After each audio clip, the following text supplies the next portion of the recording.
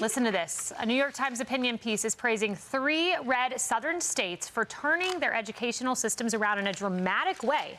It's Mississippi, Louisiana, and Alabama, and they're being called the best hope in schooling after each rose through the ranks in math, reading, and attendance metrics.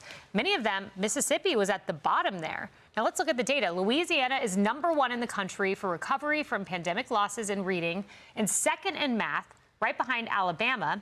And in addition to that victory, Alabama also now has the lowest chronic absenteeism of states with available data. And Mississippi has gone from the bottom of the barrel in 4th and 8th grade math levels to #1 in the entire country when adjusted for demographics. Plus, according to the nation's report card, Mississippi's black 4th graders, their reading scores are better than those in Massachusetts. And Massachusetts spends so much more money. Now, the author of the piece says he tried to highlight these gains years ago, but Democrats just didn't want to hear it. Quote, I wrote about Mississippi's educational successes in 2023, but many of my fellow liberals then scoffed at the notion of learning from a state so tainted. It suggests that other states can also lift student trajectories if they are willing to learn from southern red states they may be more accustomed to looking down on.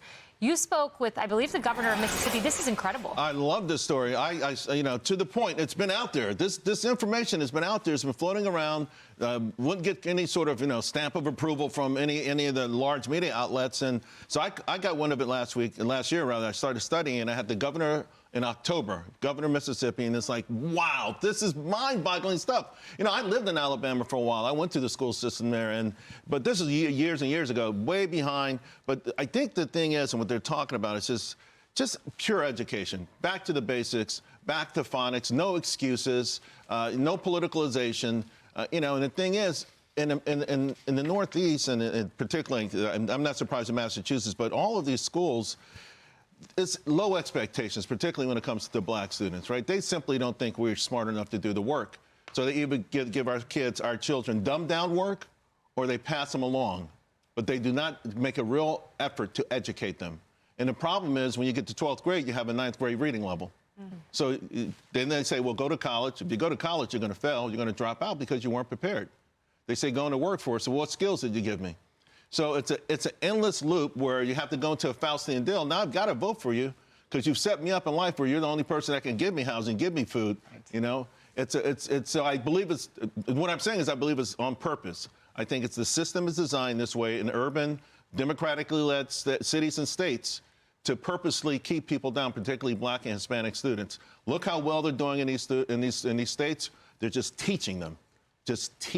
Teaching, and Emily, one of the key components to the success is absenteeism. They make sure students are in schools. I was shocked at the level these schools go to track absence. Listen to this. It's in the New York Times. When I visited schools in another high-poverty area, Jasper, Alabama, I got a glimpse of how officials track down truants. A high school senior had recently stopped attending classes after he quarreled with his mother and ran off. Nobody seemed to know where he was. So school officials leaned on a buddy of his and were able to geolocate the missing senior on Snapchat. He had taken refuge at the home of a girlfriend 15 miles away. These educators cared. They tracked his geolocation. That's what investment is, right? You reap the rewards when you invest in humans and you see each child as nothing but opportunity instead of already dismissed. When I first read about this, I thought, pardon the sort of oversimplification, but I thought about the tortoise and the hare parable. And I think that a lot of these elite, hubris-infected states have simply been sleeping on the job for too long. That they've been waiting and assuming, oh, we're great. Oh, we have the top scores in the nation. Oh, Alabama. Oh, Mississippi. That's been considered flyover country and discardable for so long to those elitists in the coastal and the northeast mention of the states. And, I grew up in California. Like, I heard that. I heard that sentiment. And the reality is that these states, when they were faced with being at the bottom, they invested in students one by one. They were data-driven and data-backed solutions, investing in each child one by one for tourism and the like, starting with the basics, the building blocks. And you contrast that with in these states like New Jersey and California and the like, who are millions in the hole from pensions, from these sort of institutions and the machines that have been set up where all of their money does not go to the child. They spend more money per child than on any other state in the nation, and yet where is it going to? The pensions, the bloated obligations that the debt has totally overcome. And so now what those students are paying for when they pay for tuition or when their moms pay taxes, it's not for books, it's not for supplies, it's not for teachers investing, it's to pay the salaries of those long departed who voted for the ones in charge that owed them a favor. It's a great point. And when you look at spending, look at this. What you see, Sandra, is that Massachusetts spends a lot more money, so New York rather, almost $30,000 per student. Alabama and Mississippi below $12,000. I give a lot of credit to Governor Landry in Louisiana. It wasn't easy. He came in there with anti-DEI efforts. He was criticized highly for it, but he said, we're going to focus on the child. We're going to focus on getting the teachers what they need in the classroom to teach reading and writing and arithmetic. We're going to focus on the basics because we are so far behind.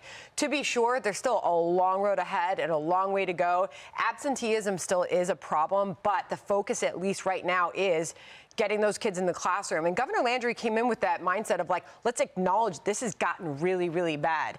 Things did get bad in his state. It got all over. You know, you look at the reading loss, comprehension loss during COVID, how far students went back in math. But he's focused on getting kids back in the classroom and focusing on the reading, writing, and arithmetic and getting the DEI out of these schools. And he said, when he was embarking on those efforts, he said, I want to be a model for the nation. And you read this New York Times piece and you see that maybe it now is. And you know what we don't hear here? Teachers' unions. And that's what's wrong in our big cities. I live in Chicago. The educational system is horrific. Talking about, Charles, the demographics and the likelihood of success. I mean, kids can't even read anywhere near their reading levels. If you look at the percentages of people who can, it's in the single digits in some places. And so what happens? The teachers' unions hold the politicians hostage. They have all these demands, must pay for this, must pay for that. That's where the focus goes. And who gets hurt? The kids. And that's what's wrong with the politicalization of education. Because if you do that, who gets hurt? The children. Yeah. And you don't have anybody out there saying this needs to be our focus, and that should be something everybody can agree on. But here we are dealing with politics again instead of kids. No doubt. Hey everyone, I'm Emily Campagno. Catch me and my co-hosts Harris Faulkner and Kaylee McEnany on Outnumbered every weekday at 12 p.m. Eastern, or set your DVR. Also, don't forget to subscribe to the Fox News YouTube page for daily highlights.